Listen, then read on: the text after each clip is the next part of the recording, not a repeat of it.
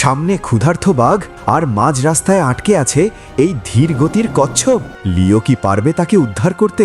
দেখুন লিওর বুদ্ধির জাদু। লিও তার প্রিয় গাধার পিঠে চড়ে জঙ্গলের রাস্তা দিয়ে যাচ্ছিল। হঠাৎ তারা দেখতে পেল রাস্তার মাঝখানে একটি বিশাল কচ্ছপ আড়াআড়িভাবে শুয়ে আছে। লিও খুব বিনয়ের সাথে বলল, মিস্টার কচ্ছপ, একটু পথ দেবেন? কিন্তু কচ্ছপটি খুব অহংকারের সাথে মুখ ভেঁচকিয়ে বলল, অসম্ভব।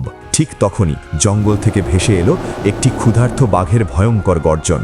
লিও আর গাধা দ্রুত গাছে উঠে প্রাণ বাঁচালো, কিন্তু অসহায় কচ্ছপটি তার ধীর গতির কারণে মাঝ রাস্তায় আটকা পড়ে ভয়ে কাঁপতে লাগলো। লিও দেরি না করে ওপর থেকে একটি দড়ি নিচে ছুঁড়ে দিল এবং নিজের সবটুকু শক্তি দিয়ে কচ্ছপটিকে গাছের নিরাপদ আশ্রয়ে টেনে তুলল। ক্ষুধার্ত বাঘটি শিকার না পেয়ে শেষ পর্যন্ত খালি হাতেই ফিরে গেল।